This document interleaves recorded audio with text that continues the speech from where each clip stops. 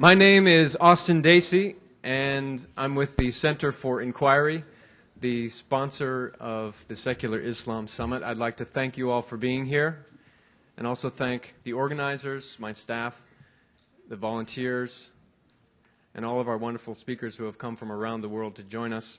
I'd also like to thank the Intelligence Summit, with whom we're proud to partner on this historic event.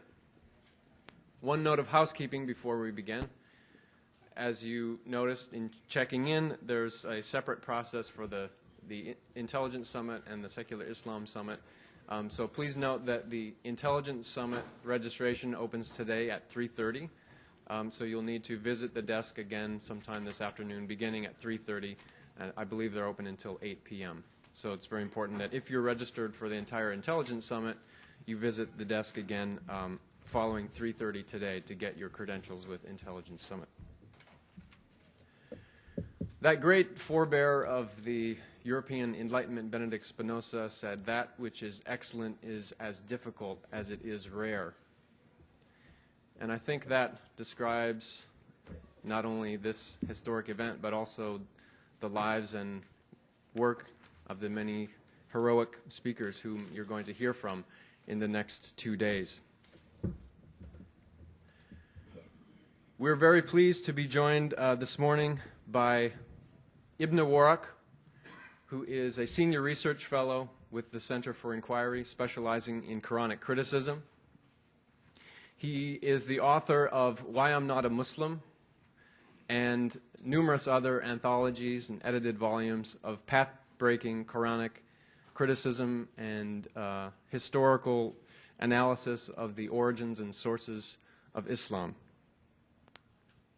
And today he's going to open our session with an overview of the ambitions of this summit. Please join me in welcoming Ibn Warraq.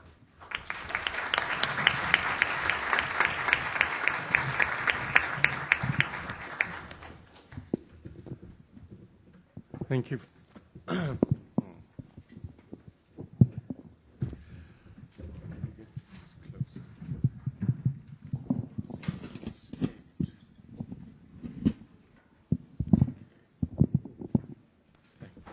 Thank you.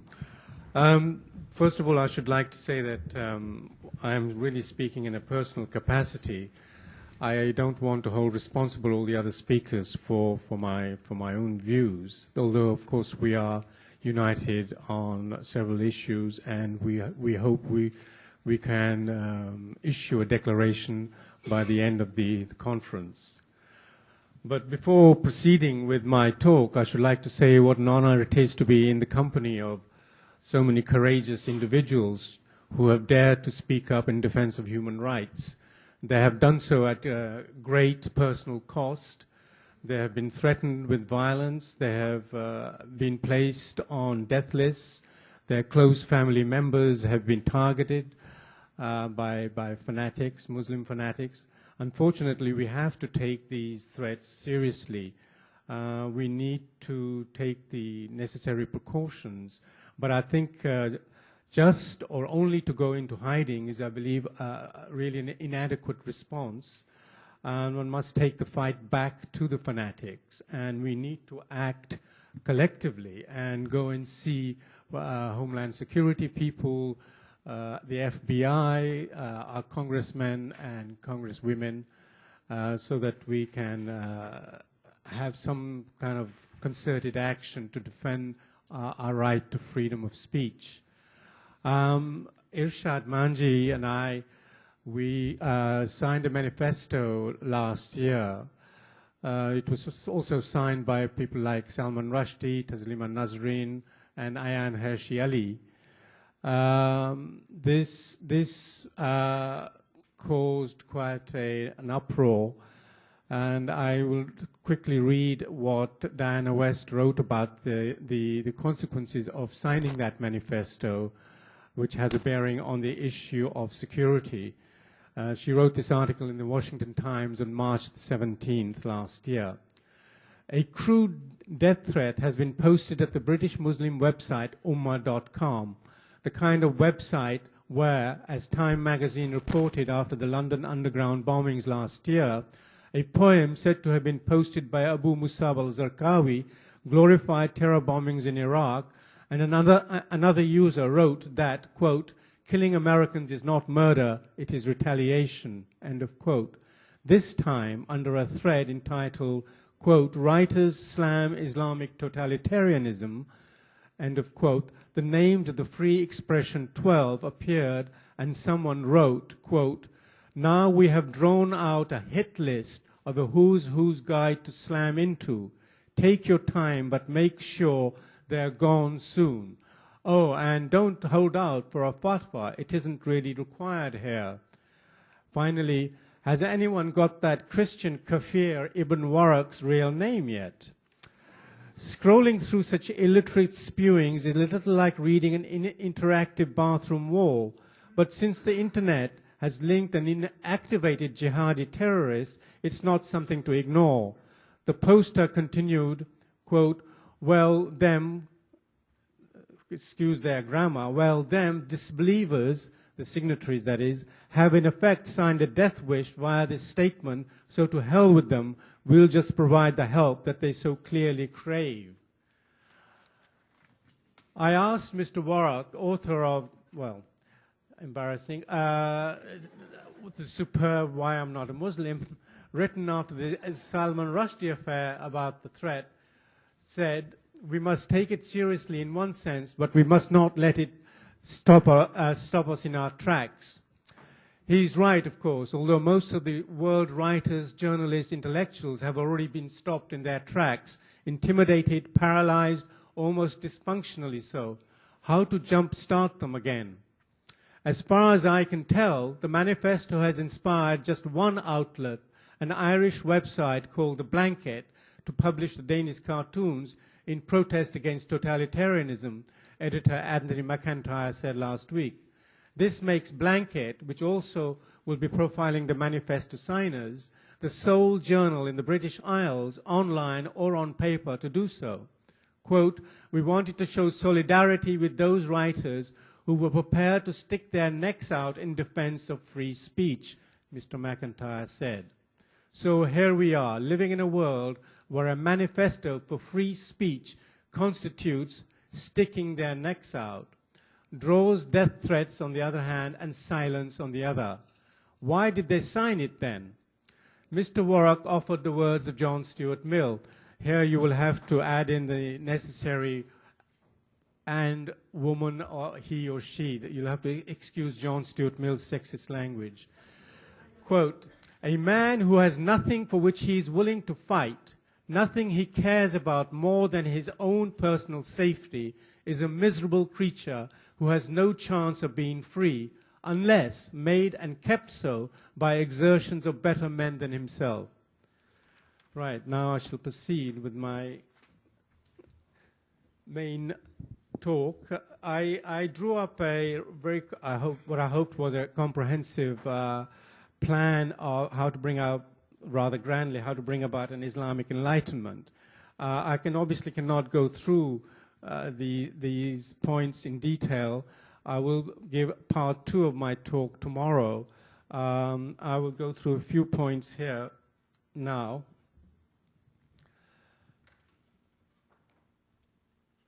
And I prefer the term enlightenment as opposed to reformation. For me, reformation tends to imply a kind of dishonest, piecemeal tinkering with this or that aspect of Islam, which really leaves the whole theological edifice essentially intact. But we're not going to be able to do away with or extirpate the religion of 1 billion people, nor is it necessary. We need to bring about the secularization of the habits, attitudes, and thoughts of Muslim people, whether in the Islamic world or the West. We need to separate the mosque from the state, but we need to achieve this formidable feat in the minds of Muslims and not just politically. This secularization was accomplished slowly in Western civilization, but the entire process was perhaps put into motion during the Greek Ionian Enlightenment during the 5th century before Christ, and finally gathered crucial momentum during the early Enlightenment, that is the late 17th century, though we usually associate the Age of Reason with the 18th. Okay. I think we need to get away. I hope we're no longer deluded that we no longer refer to the causes of Islamic terrorism as being poverty or the Arab-Israeli conflict or even U.S. foreign policy. I think I would argue, I'm not sure that all the other speakers would agree with me, but certainly I would argue that this is rooted in Islamic ideology founded in the Quran, the Hadith, and the subsequent theology developed over the centuries. For me, Islam is the problem. Okay. How can we bring about enlightenment? Each of these points, like defending universal human rights, of course, I could spend many minutes on each of these. I can't. I'll just go through them very quickly. Occasionally, I talk about our values, Western values, but I believe that these values are in fact universal. So again, I would of course need to argue for that. But you will have to assume that this is, when I talk about Western values, I believe these values are essential for all civilizations. Okay. What we can do in the West. I think the influence of Iran over the last 25 years on Islamist groups around the world has been enormous. And I think we need to topple the present government, help students, trade unionists, and dissidents from international commissions, to form international commissions to investigate the crimes against humanity by that regime.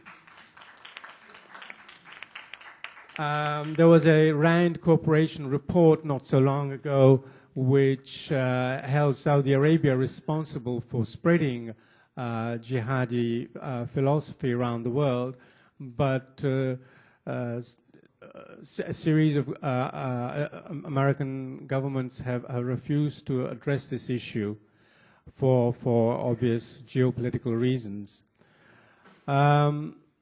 We need to push for the creation of human rights centers along the lines of the Alliance Française or the British Council of the 60s.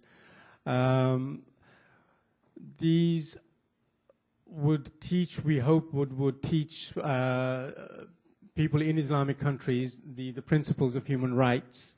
After all, many of the Islamic countries did, in the end, endorse the Universal Declaration of Human Rights of 1948 and subsequent UN conventions. We need to push for the restructuring of the UN Human Rights Commission in Geneva, which is hopelessly politicized, and they were even incapable of just simply criticizing Sudan for the human rights violations, particularly in the south. Whereas the West has continued and continues to apologize for colonialism and slavery and so on. Countries like Turkey, for example, particularly Turkey refuses to acknowledge the Armenian genocide, and perhaps we can commemorate that genocide in the West. And we need to defend the rights of non-Muslims, apostates, and atheists. Now, I shall say a few words about why we need to defend particularly Christians, Jews, Zoroastrians, other non-Muslim minorities.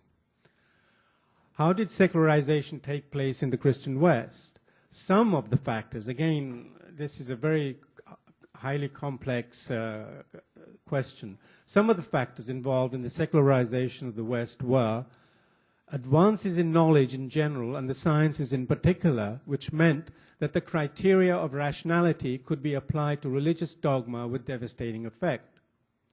Biblical criticism, I shall return to Quranic criticism tomorrow. Biblical criticism led to the abandonment of literal reading of the Bible, religious tolerance and religious pluralism that eventually led to tolerance and pluralism tout court. As scholar Owen Chadwick, in his, I think, very stimulating book, The Secularization of the European Mind in the 19th Century, wrote, "Once concede equality to a distinctive group, you could not confine it to that group. You could not confine it to Protestants, nor later to Christians, nor at last to believers in God. A free market in some opinions became a free market in all opinions. Christian conscience was the force which began to make Europe secular, that is, to allow many religions or no religion in a state, and repudiate any kind of pressure upon the man who rejected the accepted and inherited axioms of society. My conscience is my own." End of quote. Thus, simply by protecting non-Muslims in Islamic societies, we are encouraging religious pluralism, which in turn can lead to pluralism in general. By insisting on Article 18 of the Universal Declaration of Human Rights, which states, "Everyone has the right to freedom of thought, conscience, and religion," this right includes freedom to change his religion or belief. End of quote.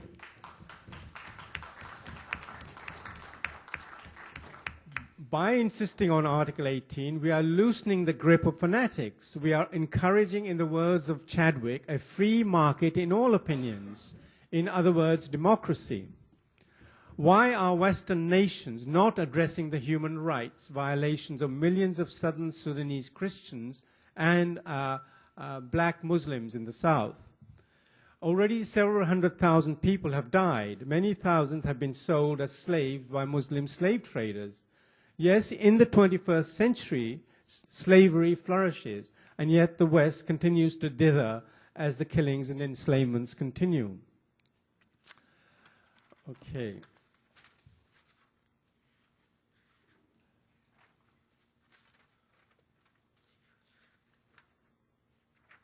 I'll come back to the rights of women in a minute.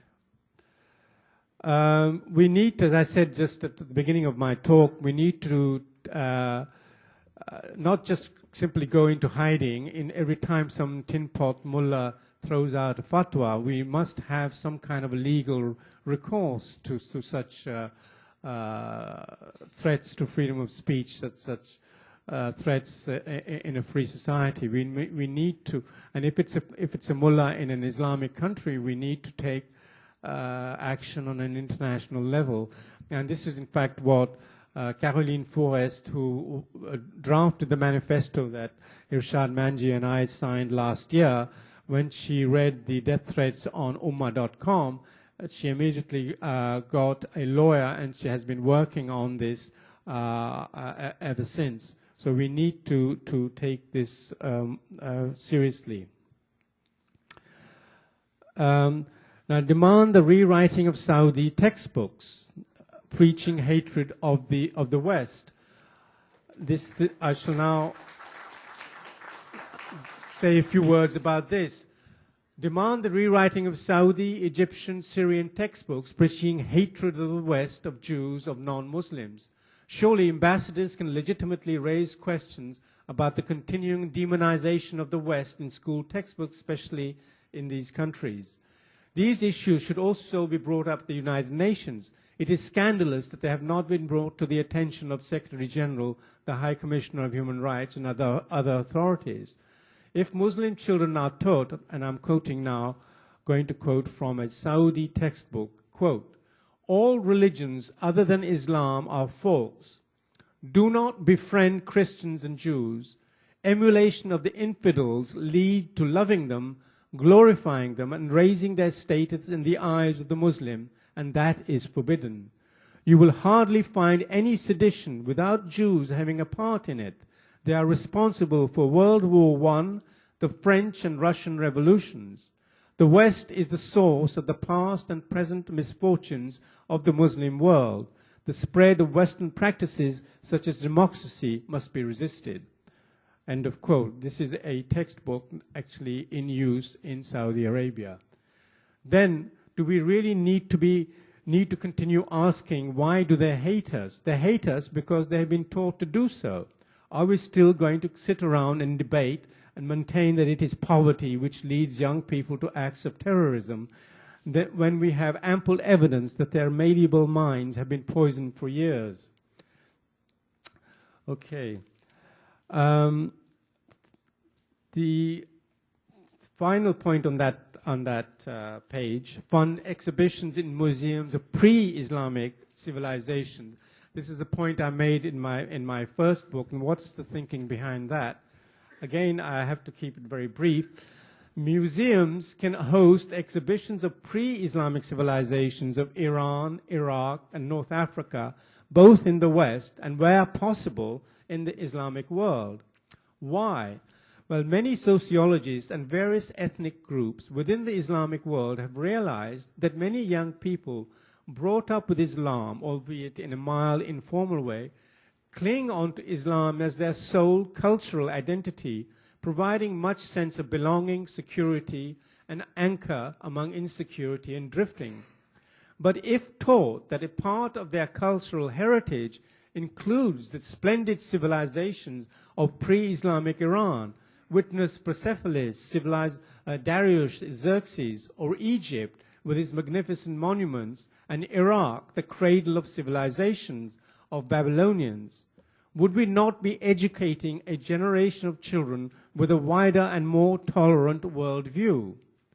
It is evident that many Iranians, especially those living in the West, have no sense of cultural inferiority, even though they have abandoned Islam, because they have a just sense of their pre-Islamic heritage. Okay.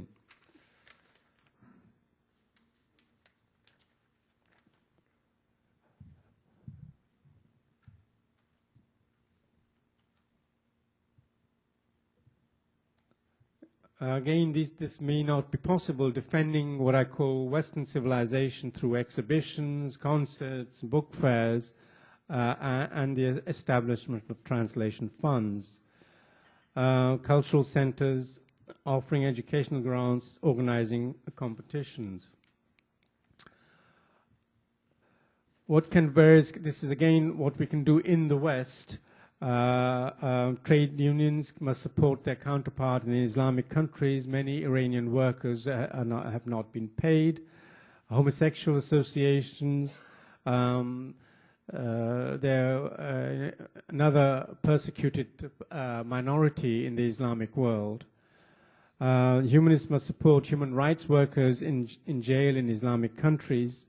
Women's groups must defend women in Islamic countries where they suffer from every kind of violence and discrimination.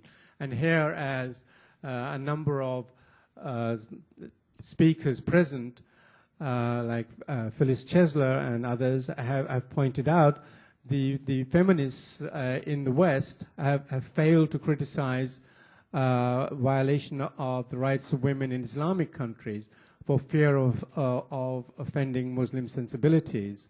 And they've been wildly inconsistent in their attitude to the rights of women in Islamic countries. And have had recourse to kind of wild kind of cultural relativism in order to not criticize.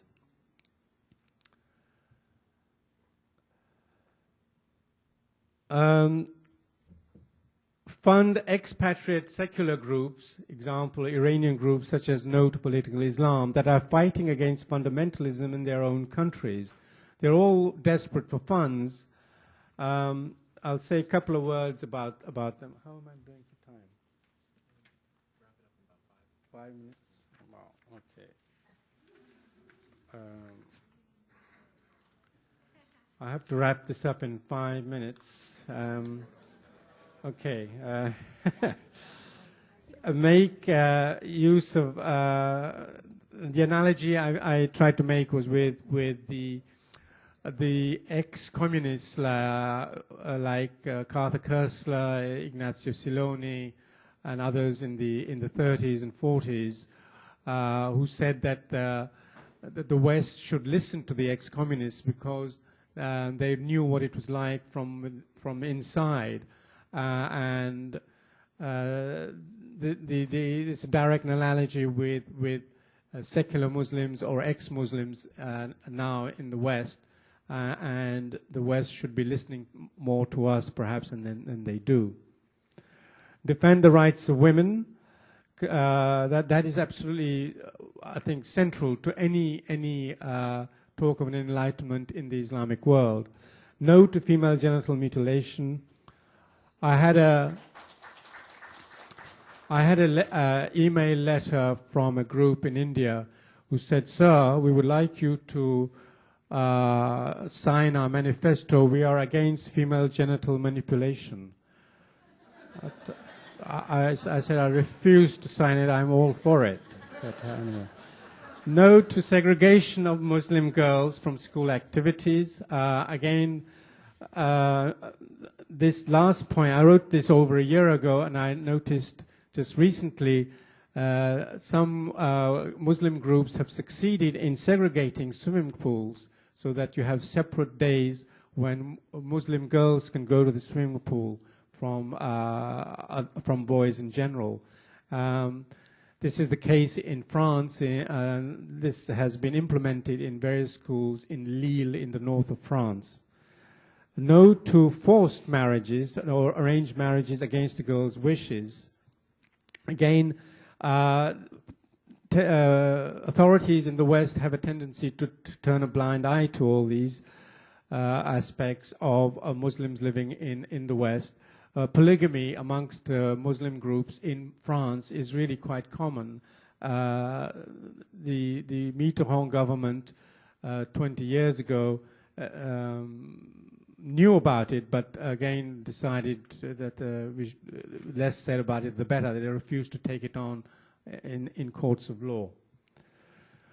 Okay, I think I'll quickly wrap up. I'll talk about Quranic criticism tomorrow. I wanted to say just one final thing about the rights of women, very last paragraph. Okay. Central to any reform or enlightenment of Islam, particularly in the West, must be the safeguarding of the rights of women. Often, women born into Muslim families in the West suffer all sorts of indignities, domestic violence, genital mutilation, arranged marriages, unequal treatment, honor crimes, and yet have no means of defending their human rights, since often the police and other civil and secular authorities refuse to act for fear of offending Muslims and their religious and cultural traditions. And this continues. I was invited to a conference in Sweden in 2003, and many girls who were running away from their families from forced marriages and so on had gone to the Swedish police, but the police had simply returned them to the families with disastrous consequences for some of these girls. And I was invited by an Iranian group who were defending the rights of these women. All women, regardless of ethnic or religious origin, have the right to the protection of the state, even if it means offending religious traditions. Not all religious traditions are worthy of respect, and many are counter to several of the articles of the Universal Declaration of 1948. Practices like polygamy must be strictly banned. The laws of the state must override any religious traditions that deny basic human rights to women. Thank you.